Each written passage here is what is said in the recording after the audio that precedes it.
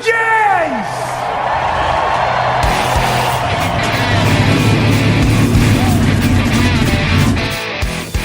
Hit the pace car! What for? Because you hit every other damn thing out there. I want you to be perfect. When I'm driving, I got a guy on the radio who talks to me. It's him. He talks to me. Well, I wanna be a race car driver. Pretty girls eating from my hand, yeah.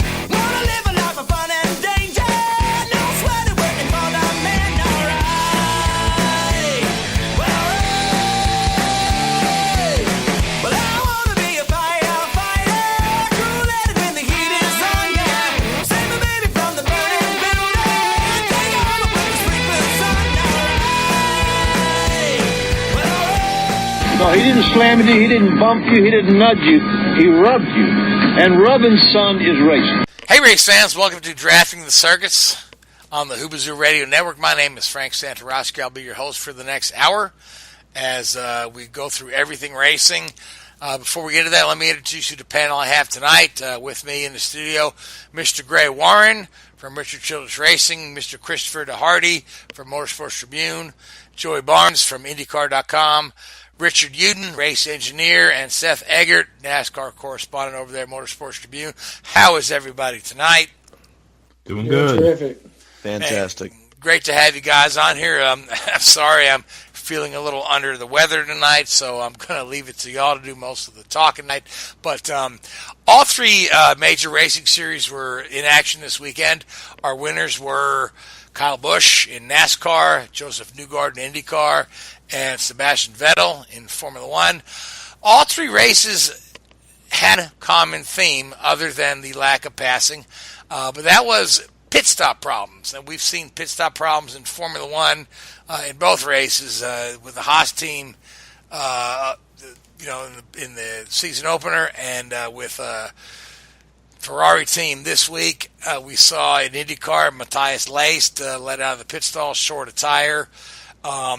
Spun and almost knocked an official over. The poor guy had to leap over the wall. And then we had Kevin Harvick with the flying lug nuts and a number of infractions. So, guys, let's talk about these pit stops. Are we trying to make pit stops too fast this day and age? I know, Richard, you and I talked about this with the Formula One, with the technology, telling the guy when to go rather than a human being. So, open up for discussion. Pit stops, what do we need to do differently? You know, it's everybody's trying to effect a pit stop as fast as possible in any major series. I mean, the easiest cars you'll pass all night long are going to be on pit road standing still. So basically, you can gain, and you're trying to gain time. We've seen some issues in Formula One, through all the series. I think we've had some just some miscues on at every level. NASCAR has had some issues with the new guns. We've talked about this on previous shows. It's something that the owners wanted. They wanted to control the cost of pit equipment, and they asked for this. And these are NASCAR-issued guns. They've had some problems with those breaking. But some of the things we saw in the NASCAR race were brought about by a change in strategy. NASCAR's also reduced the number of men going over the wall by one. So it's changed the way teams choreograph their pit stops.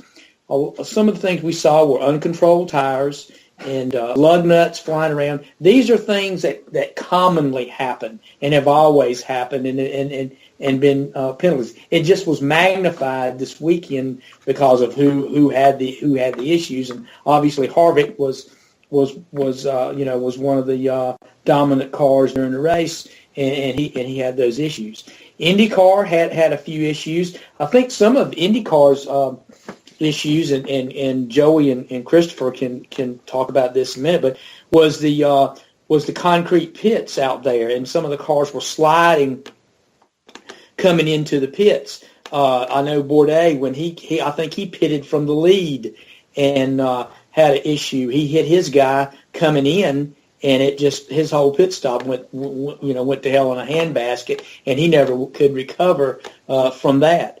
and a few others had some issues. I think the one guy had the tire come off. These are just miscues that will happen from time to time. It just so happens we saw a rash of them this weekend, and of course we had Raikkonen, with the pit stop problem he had, and in fact that tire was never even changed. And I think basically, was he ever fined for unsafe release? The team was 50,000.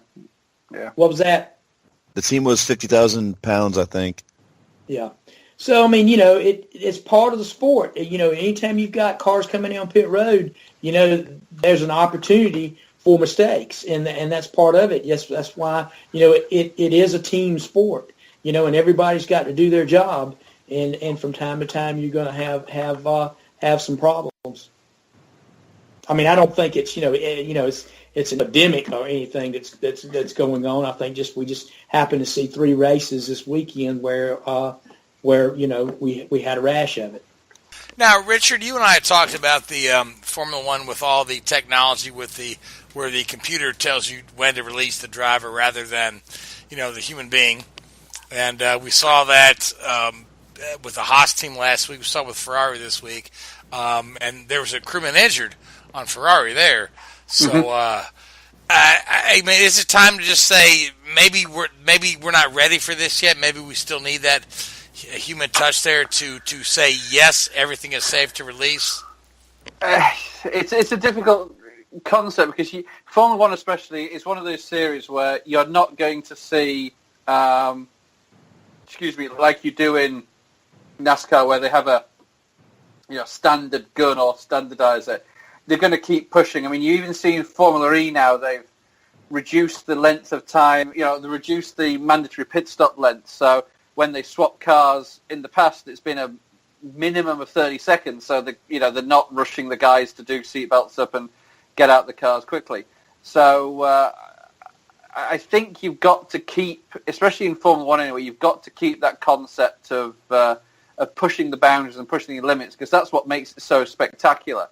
I think it's one of the things in a way we're seeing maybe the rise of IndyCar and the fall of NASCAR a little bit. I was thinking about this earlier today. IndyCar is spectacular to watch because of the speed and the speed of change and the speed these vehicles move at, whereas NASCAR is becoming quite sort of sedate in many ways. It's difficult to understand the speed of the cars on these big ovals.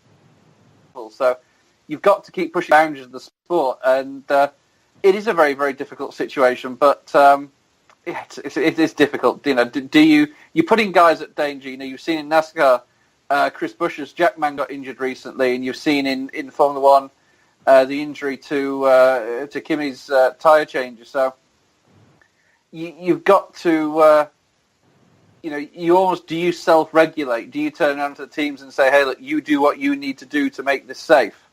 It's a very difficult concept. Yeah, it's a very difficult concept, and it's... So it didn't answer the question at all there, sorry. That's okay. You don't have to necessarily answer the question, but now, Seth, you've got some comments about penalties from the pit road, and I mean, are penalties the answer? Well, I'm not saying that penalties are the answer, but going a little bit with what Richard was saying, that it's all difficult. Not only is it difficult, the pit stop in general, but sometimes the resulting penalties are and whether or not there should be a penalty. For example, Harvick got several. Ryan Blaney got one for one that Harvick late in the race had a very similar incident, and Harvick didn't get a penalty. To a certain point, they can be balls and strikes, alluding to stick and ball sports. But at the same time, there has to be a little bit of consistency, and in this case, I'm talking about NASCAR, but it does go a little bit to IndyCar and Formula One that the safety aspect and whether or not people are just moving too quickly for some of these incidents, maybe. Now, Joey, these loose tires in IndyCar are actually rather rare compared to what we see in NASCAR, and they used to be rare in Formula One, but lately there's been more and more. But we saw a couple of pit lane miscues in the IndyCar race at Phoenix, and I know you were there.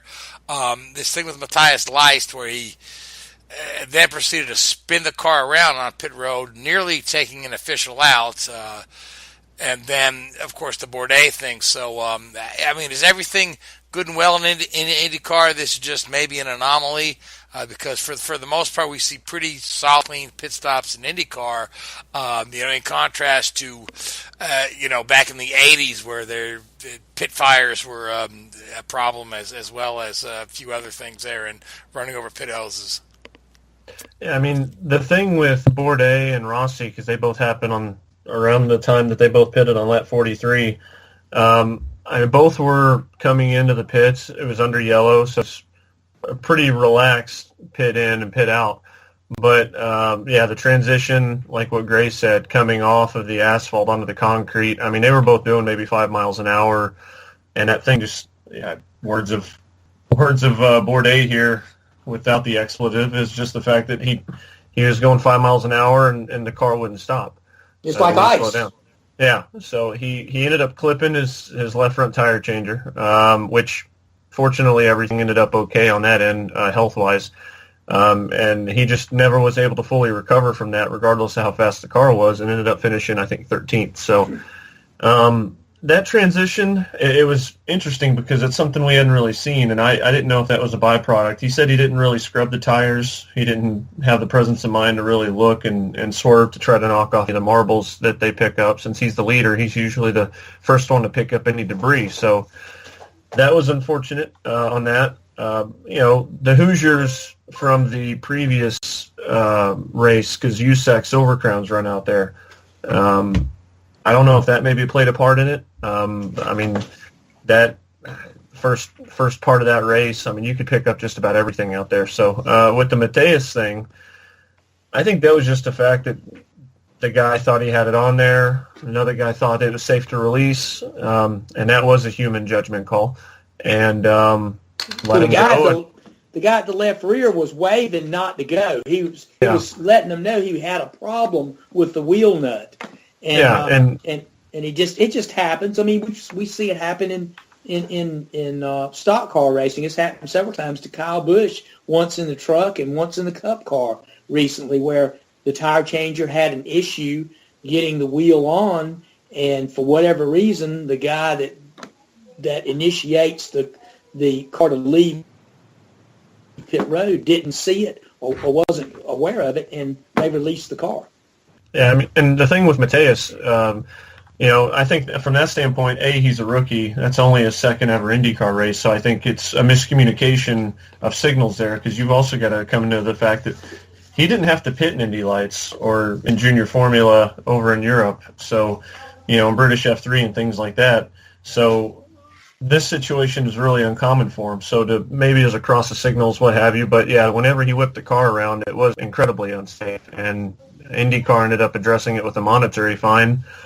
I know everybody's got opinions on that, considering that Bourdais and them had a drive-through under green, and versus Mateus just getting the monetary fine at the end, and that's for other people to dispute. But I tell you this, I think it's a little bit of an anomaly to answer the question about it being commonplace with IndyCar, but it's more common on short ovals and places like that, because there is so much pressure, because these cars are literally destroying a 1 mile track in 19 seconds. So versus that of what a driver can make up on a street or road course, you can put more of that in the driver's hands, where this one, it's a lane and a half track, and you're really going to get everything you can on pit in and pit out. And so, and then the pit crews are going to try to get that extra tenth of a second on their competition, and that's where these things happen.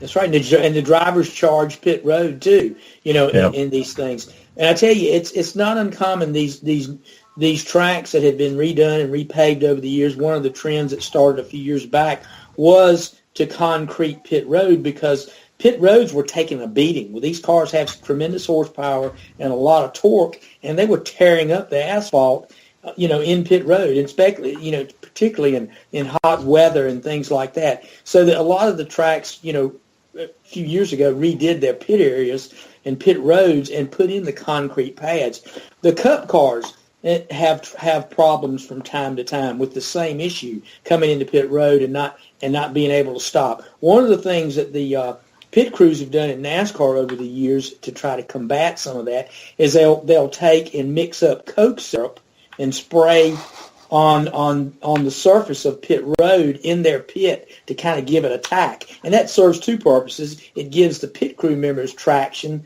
when they're going over the pit wall, gives them grip on their shoes, and also gives them grip, gives the car's grip coming in. So that's one of the things that some of the teams use to combat that.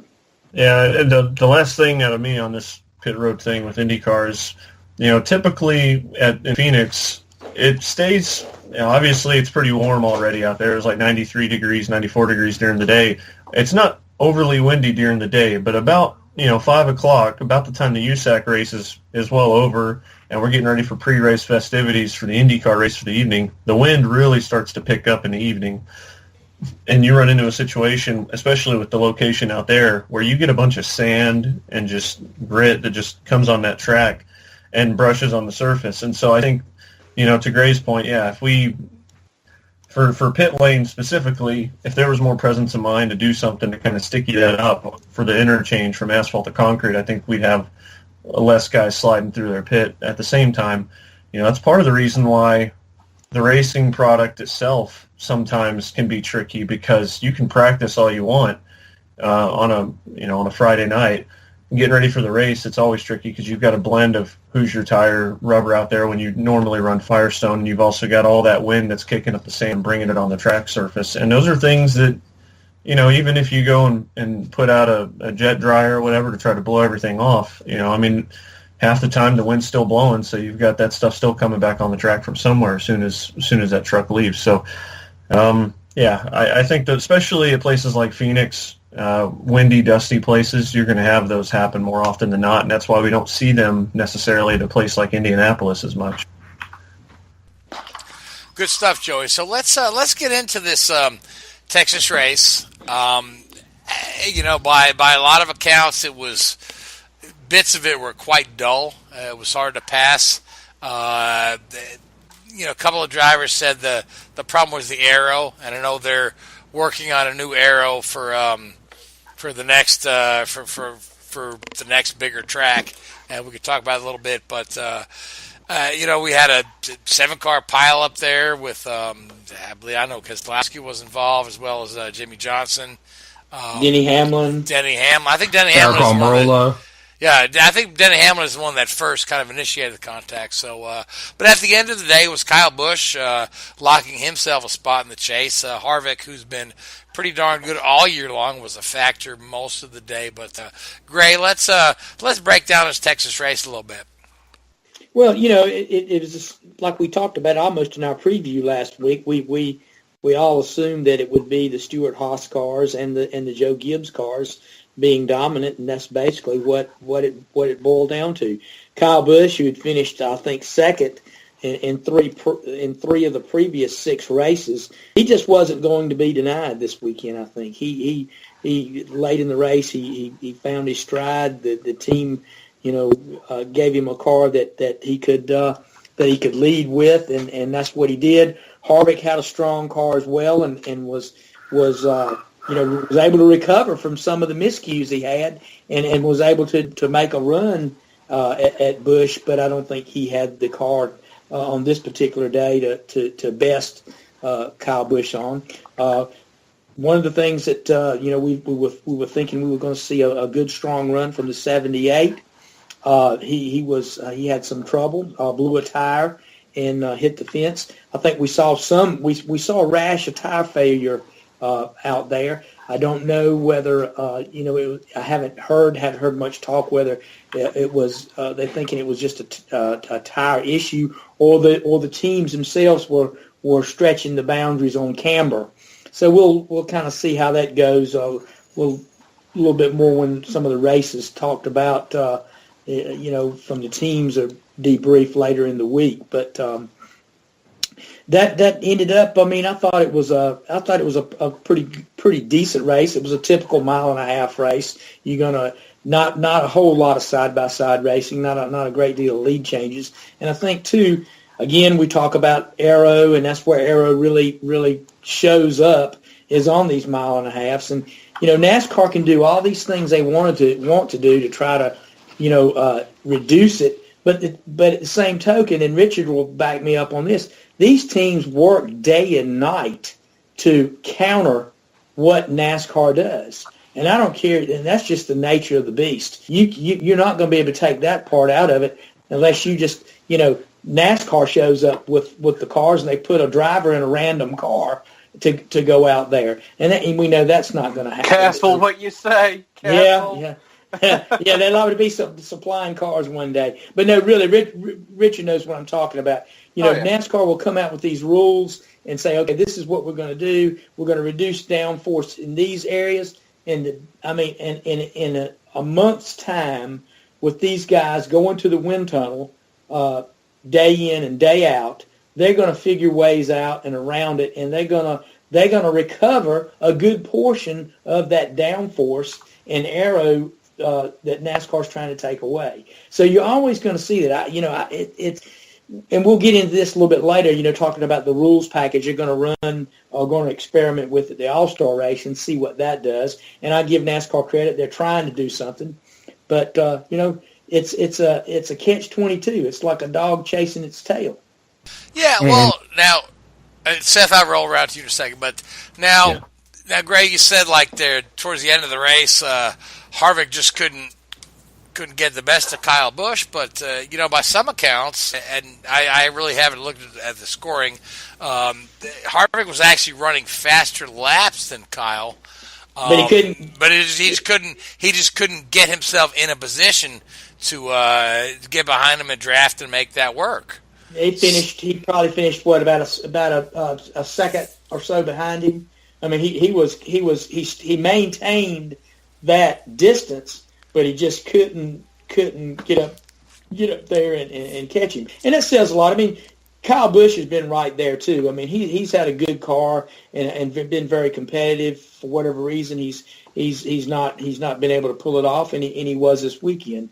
And and who's to say what would have happened if the 78 had not had his issues? I think and who's to say if the 4 was ahead of the 18?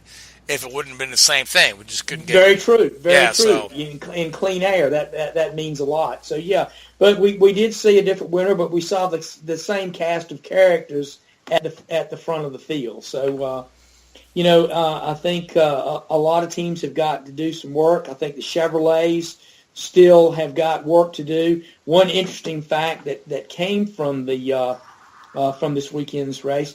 NASCAR took cars from each manufacturer, confiscated cars post-race, and was going to take them to the wind tunnel to evaluate the cars. So they want to see what if everybody's on what the playing field looks like. So NASCAR's continually working on stuff to try to make it to enforce parity, if you will. Yeah, I mean, I'm not sure that parity is always the best thing, but I'd love to see one car be able to actually get up there and pass one. But Seth, let me bring you into the conversation because I know you're sitting here chomping at the bit to add your thoughts on this race. So Seth, the floor is yours, young man. Well, as I was about to say, Gray, you kind of stole my thunder. The cars that were taken to the wind tunnel were the 4 of Kevin Harvick, the 22 of Logano. The 9 of Chase Elliott, who received a penalty today. The number 1 of Jamie McMurray, the 18 of Kyle Busch, and the 20 of Eric Jones. The penalty for Chase Elliott deals with the rear windshield. And the rear windshield brace was not rigid. They took 20 points and a $50,000 fine, and its crew chief, Alan Gustafson, has been suspended for the next 2 races. This is the same penalty that Kevin Harvick had after winning Vegas, although Harvick won that race. Essentially, teams are still trying to get away with the rear window race. And there were also photos, again, online on Reddit, of some teams even manipulating the front windshield. Yep. So, and now there weren't any penalties as far as the front windshield, but it still goes to show that teams are looking, as Gray said, trying to outmaneuver NASCAR, trying to take back what NASCAR is taking away. It's the nature of the business. It's always been that way, and it'll always be that way as long as you've got independent teams bringing their stuff to the racetrack each and every week. They're going to try to gain the edge over the competition. It's part of NASCAR. It's always been that way, and it'll always be that way. You cannot close every loophole. And I tell this story. Years ago when I started in this sport, the rule book was like a pamphlet, that came out. It probably had 80 pages in it, and part of that was race procedure and things like that. And that's back in the late 70s, early 80s. That was a NASCAR I was going to say, it wasn't written in hieroglyphics, was it, Greg? No, it was written in plain English and had a lot of gray area. So that's how he knows what emojis are like. Right. It's very nebulous. But the thing now, and Richard will tell you, now the rule book is now they don't even print the damn thing. No. It's an electronic rule book that's done on that you have to go online to look up, and it's volumes. Volumes of it's it. very. And here's an interesting fact. I believe, now this is don't quote me on this one, that each team you can request a login for a user to view this information, and NASCAR can monitor which rules you look at. Mm-hmm.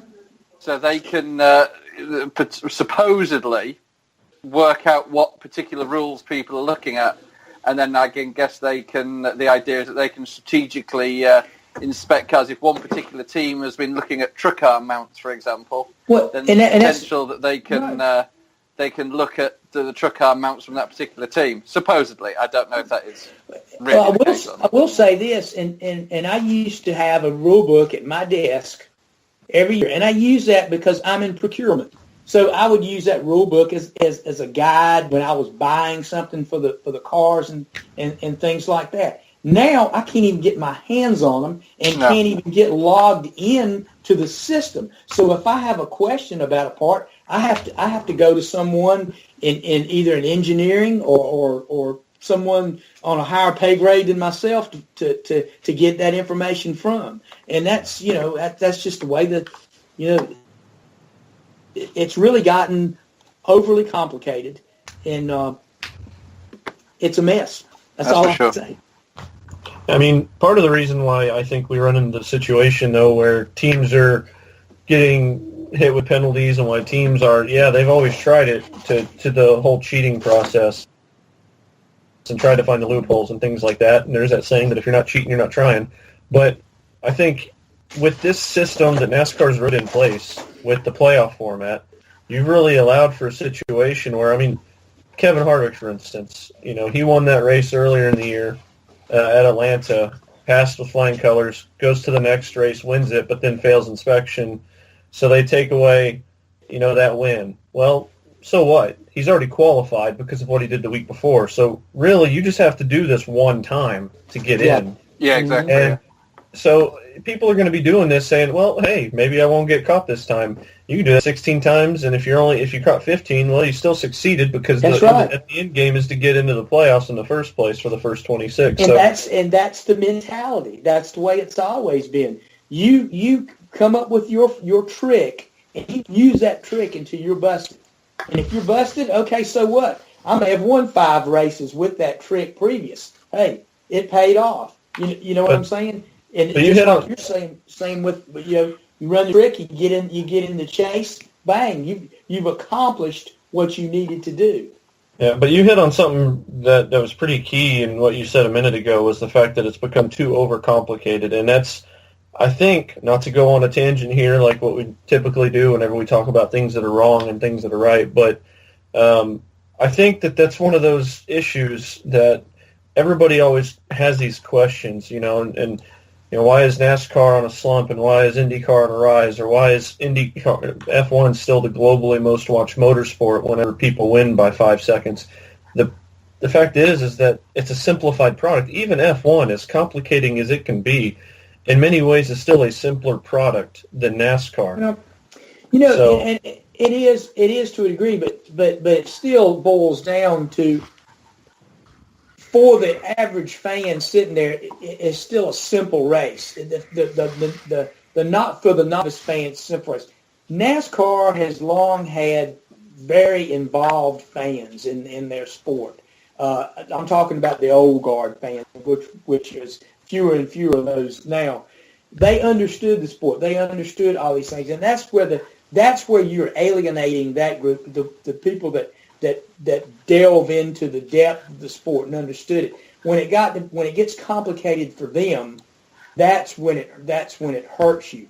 And I think that it used to be a simple deal, and cheating was accepted in the sport, even by the fans, the old guard fans. They knew it was going on, and you didn't hear people when somebody was caught. It was like kind of tongue in cheek. You know what I'm saying? Yeah, he got caught. But they, it's like it's like one group of fans living in a glass house. They weren't going to throw stones because they knew that their group was doing something too. So the other group got caught. But another thing you got to understand too is, particularly in NASCAR, it pleases itself to a degree, because that's how NASCAR gets on to some of these things that are going on, because other teams see it and they rat on them, and it opens up the whole ball of wax. I just wish NASCAR could find a set of rules, a happy medium, and just let the guys. You know how they started that have at it a few years ago when they let the guys roughhouse on the track? I think they've got to come up with something where they can let's put some of the ingenuity and the creativity, back in the sport. And go ahead, Seth. And I was going to say, and to speak of the ingenuity, the creativity, and even changes, the All-Star race later on this year will have a different aero package for the first time. It will use the same aero package that the Xfinity Series last year used at Indianapolis Motor Speedway, which it will include restrictor plates. And that'll be interesting to see. That was actually a pretty good race, the Xfinity race at. Will it include green tires? No, not this year. So anyway, we're gonna need to move on here off of NASCAR, unless. Let's do our picks and move on. Yeah, absolutely. Yeah, let's talk about. We're going to Bristol. We're moving from a 1.5-mile track at Texas to one of the shortest tracks on the speedway, or on the schedule. Bristol. Seth, you're going to go to Bristol, so I'm going to let you pick first. Okay. I'm going to go with Brad Keselowski. All right. I like that pick a lot. Gray, you got the next pick? I'm going to stick in the Stuart Haas camp, and I'm going to say I'm wavering between Kurt Busch and Clint Bowyer, but I think I'm going to say Kurt Busch. He's going to find victory lane. There you go. Christopher, you've been kind of quiet. Kyle Busch. Joey? I'll go Keselowski. All right. And then Richard? Truex at Bristol. Okay, that's good. That's good. Yeah. I'm going to go with Joey Logano, just for S's and G's. I don't know why. But IndyCar was at Phoenix this past weekend. Joey, you were there. Christopher, you covered it closely as well. Seth points out Truex has never won on a short track. So that's, nevers are always meant to be dispensed with. So speaking of short track, Phoenix is a short track for the IndyCar series, although it's a speedway for NASCAR. So the race itself, there was a lot of build up to it. We were looking for the new package that it would allow for some passing, but it turned out by a lot of accounts that the racing was rather dull, rather processional, They couldn't work in that second groove that they tried to, despite getting out the tire dragons and whatnot. Although we did have a damn exciting finish between Joseph Newgarden, last year's champion, and Robert Wickens, who looks to be the next big star of the sport. So I'll start with you, Joey. Give me some thoughts from Phoenix, and then we'll throw it to you, Chris. Well, I guess first on that would be talking about second groove and this and that and the other before getting to the race. One of the things, they had the tire dragon out. They used Firestone tires for the tire dragon, unlike Texas in the past, who you had used Goodyears. But Graham Rahal and a lot of other guys talked about needing to get that second groove in and trying to dedicate part of the second practice, which was at night, to try to get that second groove in. Midway through the second practice, though, it started to just, run like kind of a symphony where everybody was just staying about a lane to a lane and a half up. Nobody would really give it an honest try and lose the handling of things. And you can understand why. That's your only night practice. The first practice, in terms of what some of the guys said, was a throwaway because it's in the middle of the day. And the speeds were so dramatic. It was like a 12-mile-an-hour gap. Guys have proposed that, like Will Power proposed setting cones out there. I think Chris was telling me about that, setting cones out there in the bottom lane and making sure they have to run the high lane.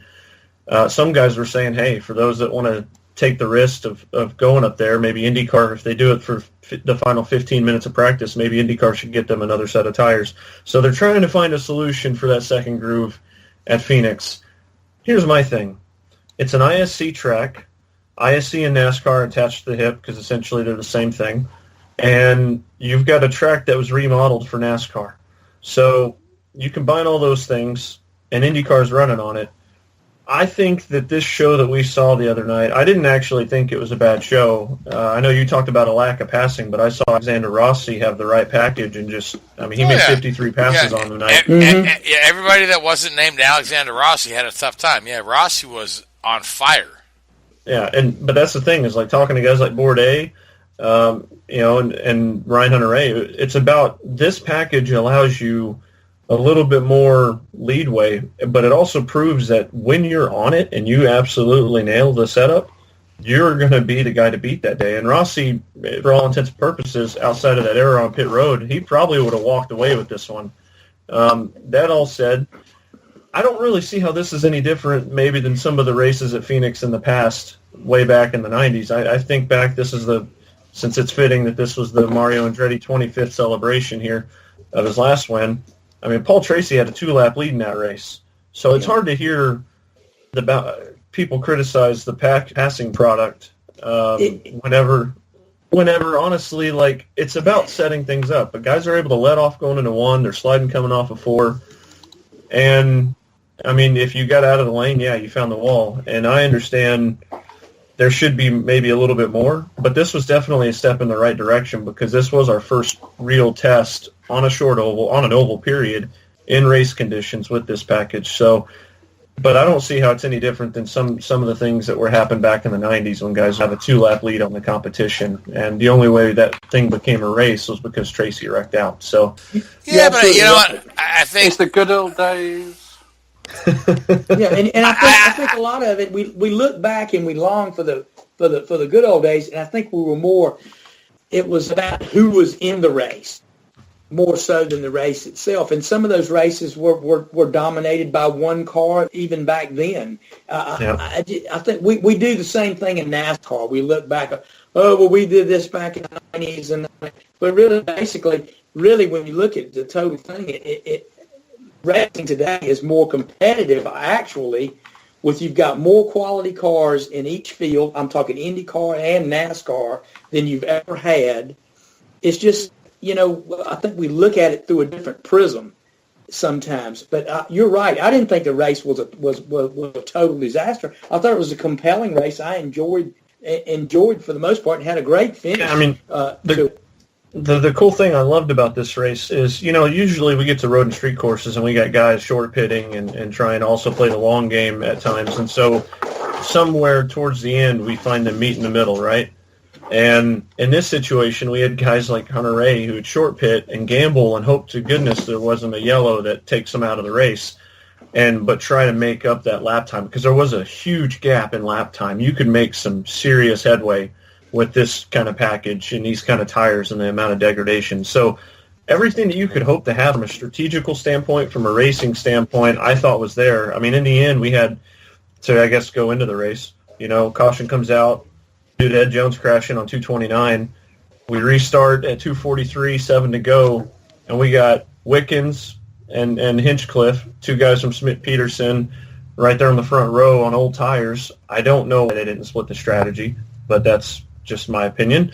And then you had Rossi, who clashed with Wickens, starting right behind him, or in third, rather, pretty close behind. And you had fresh tires, Joseph Newgarden right there, who was kind of flying under the radar for the first 2 weeks of the 2 races of the season, in fourth. And we had Wickens trying to do like what they do at Indianapolis, where they dip down to turn 3 to take out that inside line to keep a guy at bay. He's dipping down on the inside line coming off of 4, trying to keep him at bay on the entry to 1. And break up his air, too, yeah. And break up his air. And Newgarden just pulled off just a brilliant hell of a pass. And you're going to do that on fresh rubber. Yeah. But that's the thing. We got a chance to see something that wasn't follow the leader. We got to see a breakup in strategy. And the reason that allowed that battle is because we had a blend of tire degradation and track position, and it's which one do you value more at the end. And I mean, yeah, so for my money, when I look at all those things, those are the things I love about Formula One. When I look at the pit in and the pit out and the strategy that's at play and just how somebody baits somebody like Vettel did with Australia, those kind of things are fun to me. So I personally enjoyed this race quite a bit.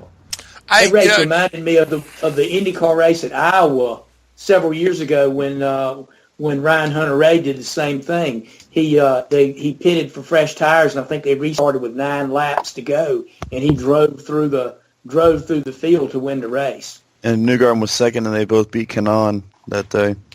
Yeah, that was a hell of a finish. Yeah, but okay, in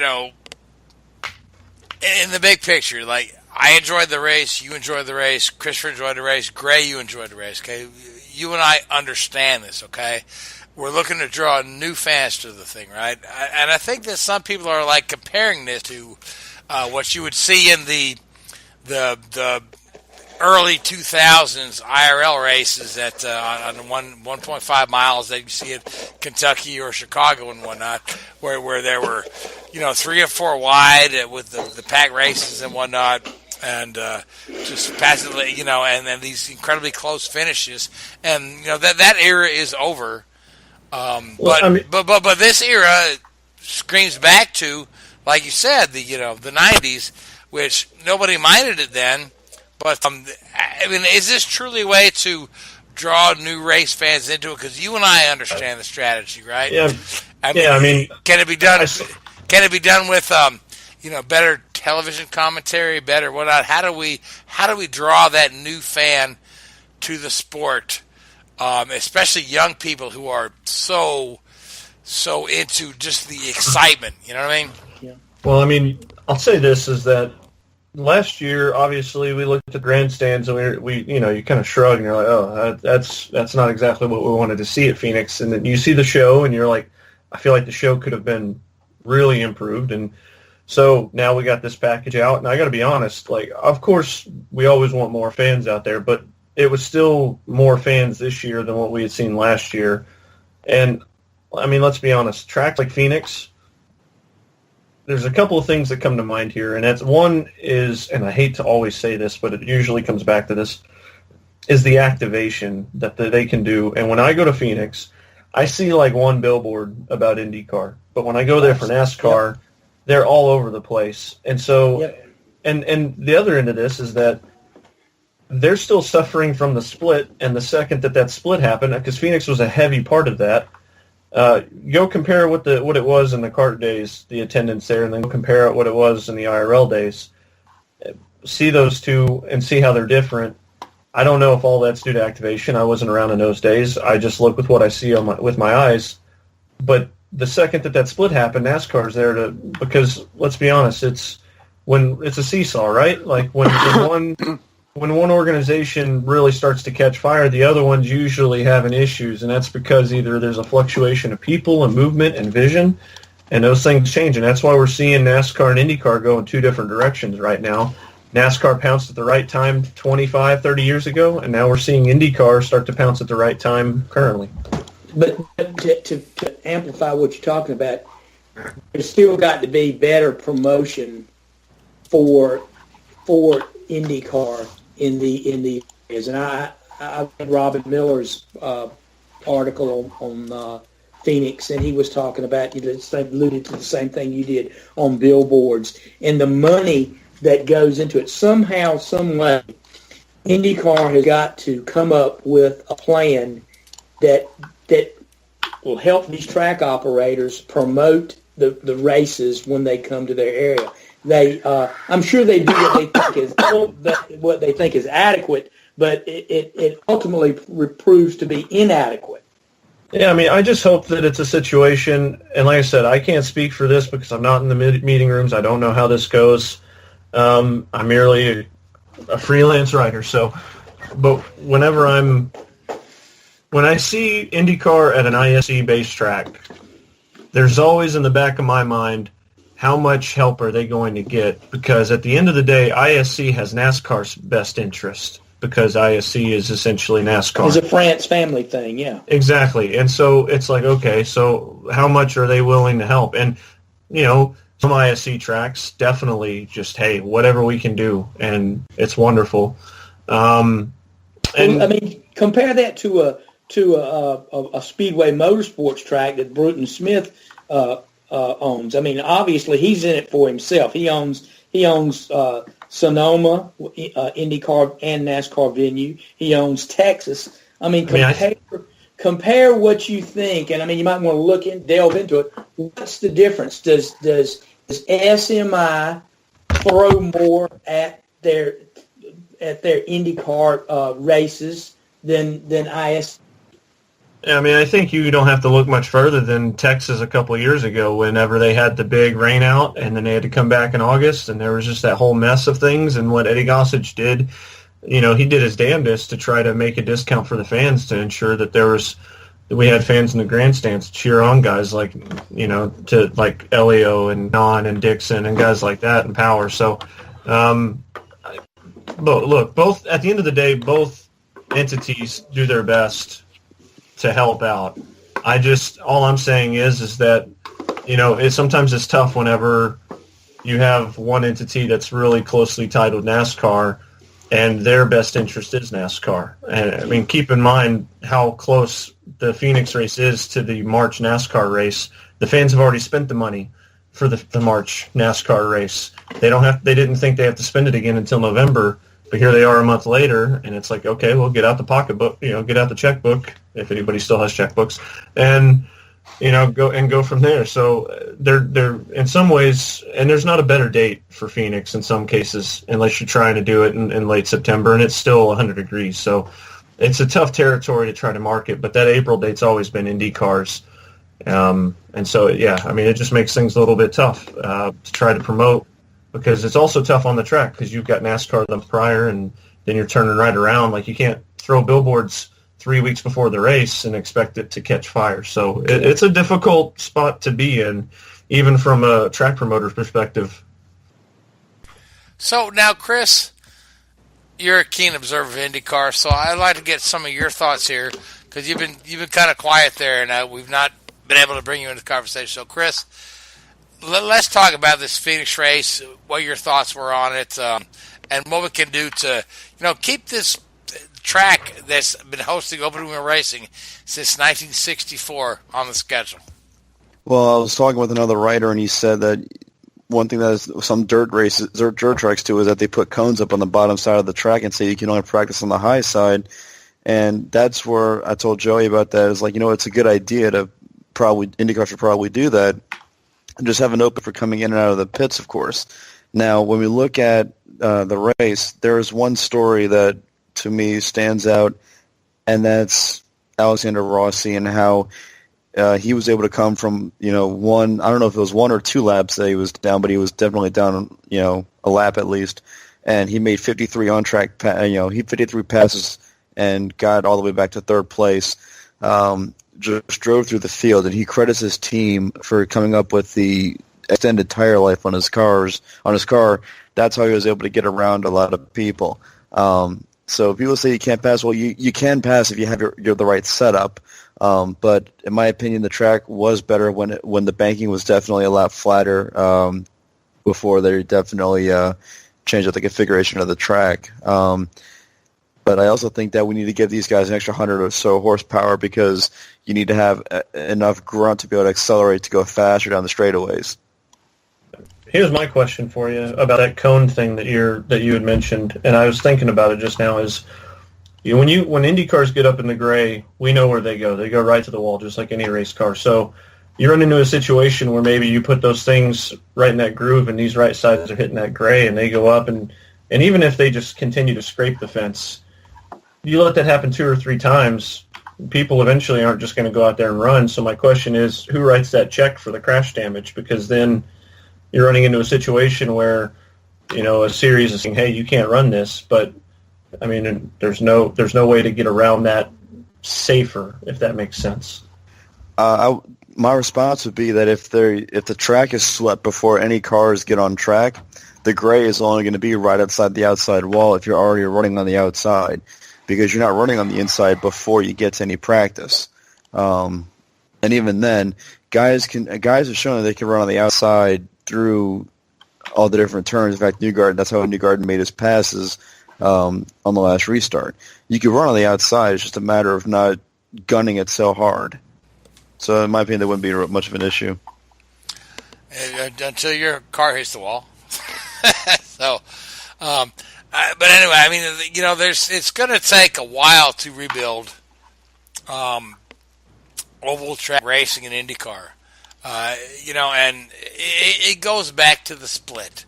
The split was designed to enhance oval track racing in the States and give the oval track racers a chance, but if anything, the split really destroyed oval track racing, and it's only been the outside of Indianapolis and other places like Michigan who had held successful events that are no longer on schedule.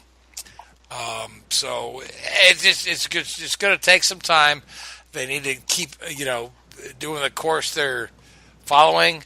The new car, the package is great. By some accounts, I was reading a thing that Graham Rahal wrote today that he thinks that package is going to be phenomenal at Long Beach. It's going to be so fast on the straights and so nimble in the corners that when we get to Long Beach, you're going to see a heck of a race. So with that being said, we're off to Long Beach next time. Who wants to make a pick for Long Beach, Seth? Robert Wickens. You stole mine. Gray, you got a pick for Long Beach? Apparently not. Okay, Richard, I'll give you Willpower. I'm sorry. Oh, willpower for Gray. Okay, Richard, who you like for Long Beach? I was going to say willpower. Simon Pagenaud. Okay, all right, Chris. Rossi. Okay, Joey. Well, I was going to pick Rossi. Thanks, Chris. I knew you were going to pick Rossi. That's why I picked him. Well, I was going to pick Wiggins, so Seth already picked it up for me. So, trying to think of who's left. Takuma Sato, Marco, Ryan Hunter-Reay. Actually, I think I'll go Graham on that one. He was really fast. 3 courses, he's been just ridiculous. So I'm going to go Graham. All right. Now I'll just go with since you got left him for me. I'll go with last year's winner, James Hinchcliffe, and see if he can repeat. You enjoy that loss, huh? Well, I would have picked Wiggins, though. I picked Wiggins in my pool, so. But I tell you this. Let's before we move on to Formula 1, let's talk about Wiggins for a second because, man, this guy has. Quickens, yeah, and you're not even talking the the software crap. So, but man, Wiggins was awesome at Homestead, and we wouldn't have thought he'd been so good in the oval, but he was right there in the mix. Homestead finished on the podium, huh? You said Homestead. No, I said St. Petersburg. Sure. You heard Homestead because I was just, I was just naming tracks in Florida. I could have said Daytona. Daytona. Yep. Yep. New Smyrna. Okay, so Christopher, thank you for pointing out my discretion there. But Wiggins has been great in the first two IndyCar races. And Seth says Quicken Loans should sponsor Wiggins. But, man, this guy is I'd love to see how the rest of his – I can't wait to see how the rest of the season plays out. Yeah, what's surprising to me is with him and with Hinch, I was telling Chris this earlier, it's surprising to me, everybody over the offseason was always talking about continuity, just how important it is we have all this continuity and how crucial it is and how much it's going to help us improve. And you look at Schmidt-Peterson Motorsports, and they pretty much just blew up all of their engineering staff and brought in all sorts of different pieces from a bunch of different teams. And it's fascinating to me to see them start out of the block so hot. So Lena Gade being over there, I feel like she's made a huge difference in what they've been able to do. And maybe at this stage, continuity is overrated when it comes to just, knowing your stuff, because clearly they've hit on something. And I think the other end of that is that you don't have two drivers that probably have such different feels in race cars like maybe Hinch and Mikhail Elation had last year versus, Robert and James. They've been friends for a long time, probably have better feedback that's common with each other. So the chance to actually hit on a setup that works is definitely greater for both of them. And I just think it's good to see, because they haven't really been this strong, you could argue, since, even though they've had flashes with James, they haven't been this strong consistently since maybe Simon Pagenaud was there. You're absolutely right, yeah. But we've got about 6 minutes left to talk about Formula One. So, Richard, Formula One in Bahrain, Sebastian Vettel won the race. What else was going on there?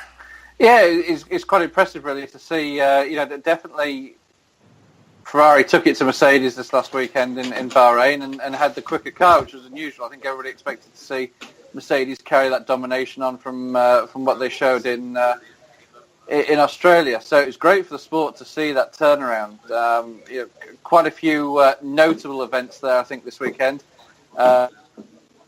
Toro Rosso scoring points was fantastic for the sport there. The Honda engine came to the front and was shown to be competitive, more competitive than McLaren. Sauber scoring points with Marcus Ericsson, again a fantastic achievement for everybody there. I know they work hard, and they're a smaller budgeted team, so fantastic for them to score points. Williams really struggling. McLaren struggled a little bit. Toro Rosso struggled. Force India struggled. Red Bull, well, what can you say about them? I mean, that was pretty... Max Verstappen got caught up with Lewis Hamilton early there in the race and got damage to his car, and then within 2 laps, Danny Ricciardo and Max Verstappen both retired from the race with technical issues. So it was an interesting race. Again, you look at Mercedes losing a race they probably should have won on pace due to tactical mistakes, and it's quite ironic how Mercedes do this big thing about how good they are tactically, and they're being made to look a little bit amateurish 2 races in a row by Ferrari. Yeah, the race got really, really compelling there at the end with Vettel on old tires and Bottas running him down. That made it very interesting there for at least the last 10 laps or so, because Vettel's tires were shot. Yeah, it's a little bit of an anticlimax, unfortunately, towards the end there. I don't think, Bottas really ever had anything that he could really attack with, with the engine modes and having to protect the engine for so long. And catching him one thing, passing. Yeah, exactly. And as you see in any series, when you have technical changes and regulation changes, as the regulations mature, the teams get closer and closer. So you're not going to see as much passing, as much overtaking. What's the next Formula One race? China this weekend. So it'll be a pretty fast turnaround for those guys. It'll be interesting to see. There's a couple of big long straights there. So see if Mercedes can maybe stretch their engine a little bit and assert a little bit of their domination. But again, you'd have thought you'd have seen that at Bahrain a little bit, but you didn't. So could be an interesting weekend again. Yeah. And well, just real quick, I want to hand it to the Honda engine and the Toro Rosso team. Hartley and Gasly, both of them in the mix there. And Joe's telling me, Pierre Gasly, who's he's got a name that's perfect for the wacky races from the 1980s cartoon series, and Brandon Hartley. Both of them did well. Gasly had the new parts, Hartley had the old parts. But man, we had speculated that maybe Haas was going to be the next the next team up on the leg after the top ones. But man, that's a Honda. Honda in the back of the Toro Rosso car. Wow. I mean, it would be interesting to see if Toro Rosso keep up this performance and keep mixing there with the big boys, and if Red Bull keep having their issues that they had with Renault at Bahrain. If that jump for Red Bull next year to Honda takes place. The interesting thing was, Red Bull were the only Renault team to suffer issues. Were they doing something different compared to all the other Renault-powered teams? You have to wonder what was going on there. All right, well, we got about a minute left in the show, so let's do some picks for China. And Gray, because you watch Formula One all the time, I'll give you the first pick. Well, I think Mercedes is probably going to bounce back, and I guess the logical pick would be Hamilton. And Seth, because you're a big Formula One guy as well, I'm going to give you the second pick. Right in if he doesn't take out his crew member. Okay, yep. All right, Chris? Vettel. Joey? I don't like doing this because if there's usually an issue in the first race of a back-to-back, the second usually also has an issue, but I'm going to say Ricciardo. Okay, all right. Now, Richard? I haven't checked the weather forecast for this weekend, but if it rains, I'm going to go with Alonso, just to spice it up a little bit. Okay, so you guys have left me Valtteri Bottas, so I'll go with Valtteri. And guys, we are right at the end of our time, so I want to thank the Whoobazoo Radio Network for hosting us. I want to thank iHeartRadio. I want to thank Spreaker. I want to thank you, Gray Warren, Christopher Deharde, Joey Barnes, Richard Youden, Seth Eggert, for coming on with me. And to you fans that listen, we appreciate you a ton, and we'll talk to you next week. WHOOBAZOO, that's Whoobazoo.com. Enter website.